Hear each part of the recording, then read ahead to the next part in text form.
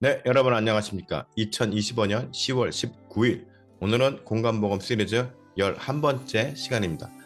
자, 오늘은 창조주의 배려라는 제목으로 여러분들과 함께 말씀을 나누겠는데, 자, 오늘은 요한복음 3장 17절에서 21절까지의 말씀을 함께 나누겠습니다. 자, 17절. 하나님이 그 아들을 세상에 보내신 것은 세상을 심판하려 하심이 아니요 그로 말미암아 세상이 구원을 받게 하려 하심이라. 18절. 그를 믿는 자는 심판을 받지 아니하는 것이요 믿지 아니하는 자는 하나님의 독생자의 이름을 믿지 아니함으로 벌써 심판을 받은 것이니라. 19절. 그 정죄는 이것이니 곧 빛이 세상에 왔으되 사람들의 자기 행위가 악함으로 빛보다 어둠을 더 사랑하는 것이니라. 20절. 악을 행하는 자마다 빛을 미워하여 빛으로 오지 아니하나니 이는 그 행위가 드러날까 하며. 21절. 진리를 따르는 자는 빛으로 오나니 이는 그 행위가 하나님 안에서 행한 것임을 나타내려 함이라 하시니라. 자, 제가 부교육자 시절부터 설교를 시작한 이래 지금까지 성경의 신구약을 막론하고 한결같이 선포하는 메시지가 있습니다. 제가 깨달은 바, 그것은 바로 하나님의 은혜와 용서는 전적으로 어떻게 받아들이고 행동하는지를 스스로 판단하는 사람들에 의해서 결정된다는 것입니다. 복음도 마찬가지입니다. 이 역시도 예수 그리스도의 초림과 공생의 고난, 죽음, 부활, 승천에 이르는 모든 과정 속에서 이를 받아들이는 당시의 백성들, 그리고 현재 이르기까지 복음을 접했던 모든 사람들 각자의 판단과 결정에 의해서 복음의 은혜와 용서가 임할지의 여부가 결정된다는 점입니다. 설명이 좀 어렵죠? 아무튼 이 복음을 접하고 확인한 그 사람의 선택과 결정에 의해서 여부가 나타난다는 말입니다. 그리고 오늘 그 말씀이 아주 구체적이고도 확실하게 주님께서 직접 선포하신 것이죠. 오늘 말씀을 통해서. 17절. 하나님이 그 아들을 세상에 보내신 것은 심판하려 하심이 아니요 그로 말미암아 세상을 구원을 받게 하려 하심이라. 세상이. 17절 말씀은 요한복음 12장 47절에서 좀 더 세밀하게 설명되고 있습니다. 요한복음 12장 47절에 보면 하나님이 내 말을 듣고 지키지 아니할지라도 내가 그를 심판하지 아니하노라. 내가 온 것은 세상을 심판하려 함이 아니요 세상을 구원하려 함이로다. 자, 그런데 47절의 말씀에는 비슷한 것 같지만 오늘 본문의 17절 말씀과 살짝 다른 표현이 나옵니다. 그죠? 네. 사람이 내 말을 듣고 지키지 아니할지라도 라는 이 문장입니다. 그래서 이 구절을 갖고 또 많은 사람들이 오해를 하기도 합니다. 이 구절 때문에 믿음의 자유주의가 발현되고 복음의 가치를 떨어뜨리는 많은 사이비 신학들이 나오기도 하였습니다. 그런데 핵심은 예수님의 초림과 당시의 사역이 심판보다는 구원에다 무게중심이 있었기 때문에 이런 표현이 나온 것일 뿐입니다. 따라서 당시에 예수님을 믿지 않고 따르지 않았던 사람들 중에서도 예수님의 부활 이후에 회개하고 주님의 사역자가 된 사람들이 있었죠. 예수님의 초림에서 부활까지의 모든 과정은 복음의 씨앗이 뿌려지고 복음의 은혜가 세상에 젖어들게 하는 과정이었다라는 말입니다. 이 복음의 은혜는 신약에서 말하는 일반 은혜, 즉 하나님께서 모든 인류에게 동일하게 주시는 은혜를 말합니다. 다시 말해서 생존에 필요한 자연 환경과 같은 것을 제공해 주셨다는 것입니다. 이 복음의 은혜는 일단 모든 사람들에게 내려집니다. 일반 은혜처럼. 중요한 것은 이제 그 은혜를 각자의 사람들이 어떻게 받아들이냐에 따라서 심판의 날 오시는 예수님 앞에서 판단을 받게 될 것이라는 말입니다. 그렇기 때문에 이 구절을 갖고 예수님을 믿는다고 말만 하면서 무조건 천국이 보장된다고 하면 세상 사람들보다 더 천박하고 세속적으로 살아도 구원을 보장받는다고 이렇게 이야기하는 그런 교회들이 많죠. 지금도 많습니다. 그렇게 해서는 안 됩니다. 그것은 복음을 모욕하는 것입니다. 입술로만 말하고 그러면서 사는 것은 세상 사람들보다 더 야비하게 살고 더 세속적으로 물질만 추구하고 그러면서 우리는 예수님을 믿었기 때문에 구원은 보장받았어, 천국 가. 이거는 그야말로 복음을 진짜 욕되게 하는 것입니다. 그렇게 살면 안 되는 것이죠. 그 이유는 나중에 뒤에 또 말씀드립니다. 18절, 그를 믿는 자는 심판을 받지 아니하는 것이요 믿지 아니하는 자는 하나님의 독생자의 이름을 믿지 아니함으로 벌써 심판을 받은 것이니라. 자, 18절 말씀에서 바로 이 부분을 명확하게 정의해 주고 계십니다. 제가 믿음의 개념에 대해서도 과거에 말씀드렸다시피 믿음이란 단순히 입으로만 말했다고 해서 성립되는 것은 아닙니다. 로마서 10장 10절에 사람의 마음으로 믿어 의에 이르고 입으로 시인하여 구원에 이르느니라. 자, 입술의 고백에는 마음으로 믿는 것, 즉 진실함이 여기는 전제되어야 한다는 것이죠. 그리고 그 진실된 마음의 각오로 시인하는 고백이 따라야 하는 것입니다. 그리고 이렇게 진실함으로 믿는 믿음에는 그 진실함이 어떤 모양으로 이루어든지 결과로 나타나는 행동이 따라야 되는 것이죠. 이것은 또 우리가 거칠애로 하는 그냥 외식적인 행동이나 종교생활 같은 행위하고는 또 다른 의미의 실천입니다. 어떤 의미죠? 복음의 은혜를 받은 사람들은 어떻게 해서든지 자신이 받은 은혜의 감격을 기억하면서 평생을 그 은혜에 부합하는 사람으로 살고자 노력하게 되어 있다는 의미입니다. 그렇지 않겠습니까? 이것을 제가 언젠가 영화 라이언 일병 구하기라는 거기에 나온 주인공의 예를 들어서 설명드린 기억이 있습니다.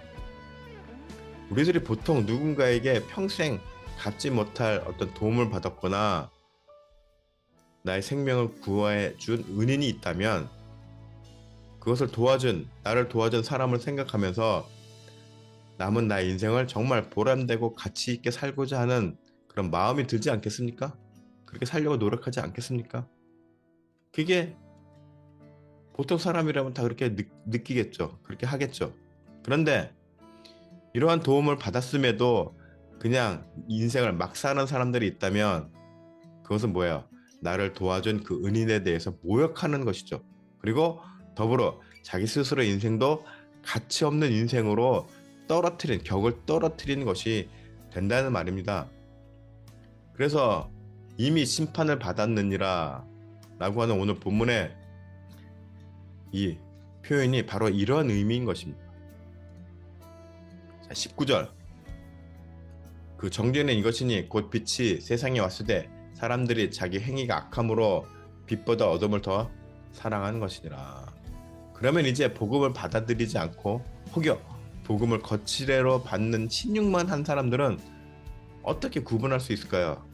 굳이 우리가 그것을 구분하려고 노력할 필요는 없지만 하지만 알 수는 있다. 앞서 말씀드린 것처럼 그 사람의 행동의 결과들을 보면 알 수 있다라는 것이죠. 그리고 이거는 말씀을 통해서도 이미 규정되어 있습니다. 누가복음 12장 47절에 보면은 주인의 뜻을 알고도 준비하지 아니하고 그 뜻대로 행하지 아니한 종은 많이 맞을 것이요. 이렇게 되어 있습니다. 매를 맞는 거예요. 매를 버는 겁니다. 여기서는 이제 주인과 종의 관계로 이제 설명을 해서 그런데, 자, 우리들이 복음을 받아들이고 믿음으로 고백하여 예수님을 나의 구주로 섬기는 성도라면 당연히 주님의 뜻을 똑바로 이해해서 그 뜻대로 살려고 노력해야 하는 것입니다. 이거는 당연한 수순입니다. 뭐 거창한 어떤 신학적인 논리도 필요 없어요. 왜요? 그래야 주인으로부터 인정을 받을 수 있기 때문인 것이죠. 예. 결국 주인의 뜻대로 살지 않는 가짜 성도는 자신의 행위를 감추고자 할 것이고, 그러다 보니 어떻게 돼요? 결국 어둠으로 들어갈 수밖에 없는 것입니다.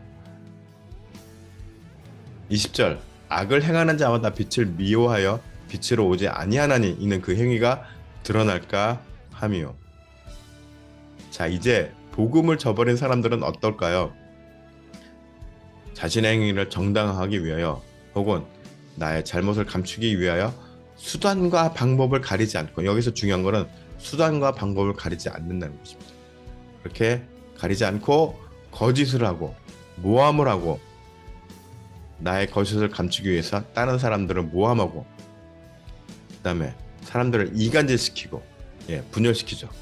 그 다음에 모든 것을 잘못된 것을 은폐하고 숨기죠. 그래서 남 탓을 합니다. 나의 것을 숨기고 남 탓을 합니다. 그러면서 원망을 하죠. 너 때문이야. 그러면서 어휴 너 같은 놈 때문에 라고 저주를 합니다.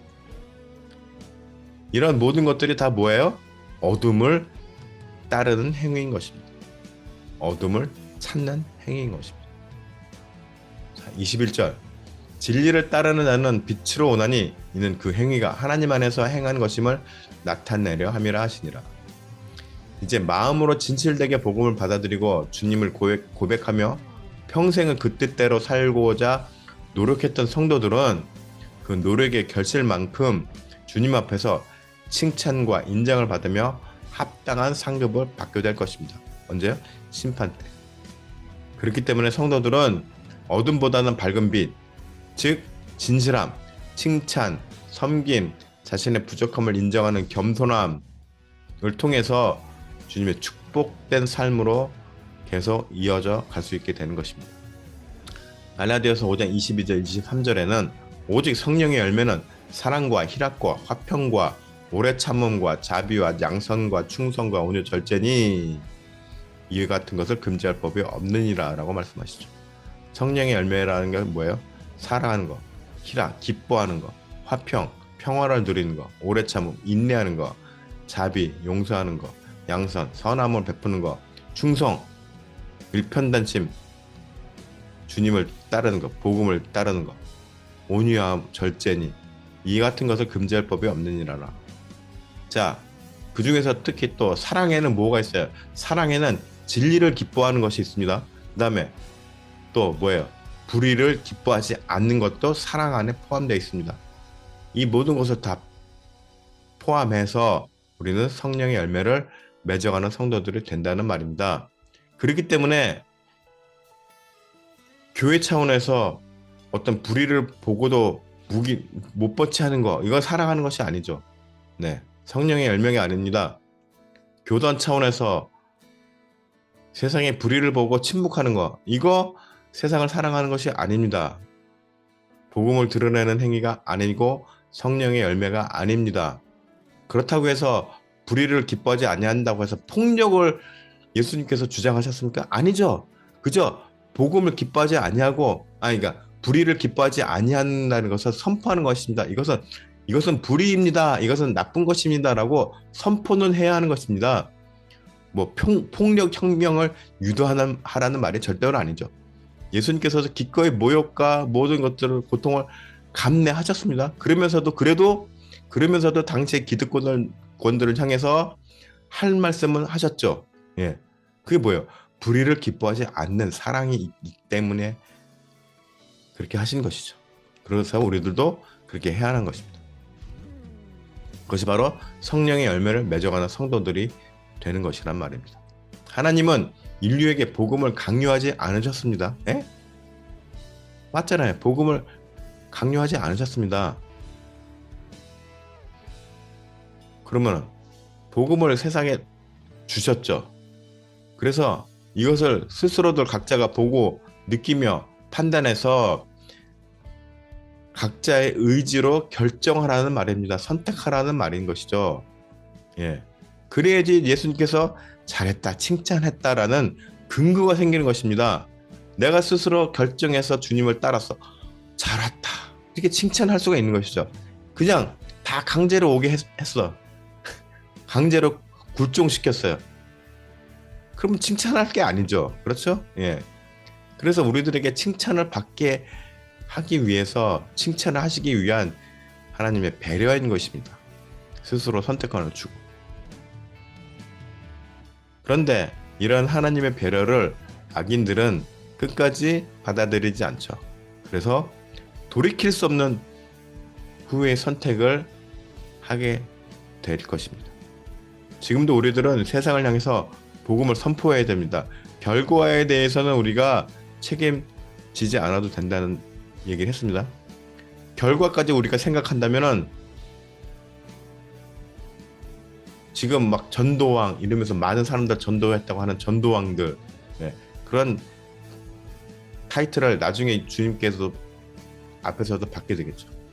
그런데 예수님은 우리들에게 그저 선포하고 뜻대로 복음대로 살아라라고만 하셨지 결과까지 책임을 우리들에게 강요하지 않으셨습니다. 그 결과는 예수님의 몫인 것입니다. 하나님의 몫인 것입니다. 우리들은 그저 꾸준하게 우리들의 할 일만 하면 되는 것입니다. 여러분들 모두 세상을 향한 주님의 안타까운 심정을 품은 채, 왜 안타까워요? 선택권을 줬음에도 선택하지 않은 악인들이 많기 때문에, 예, 그런 안타까운 주님의 마음을 우리도 품은 채 복음을 전파하고 증거하고 선포하면서 또 복음대로 살고자 하는 그런 참 성도들이 되시기를 축복합니다.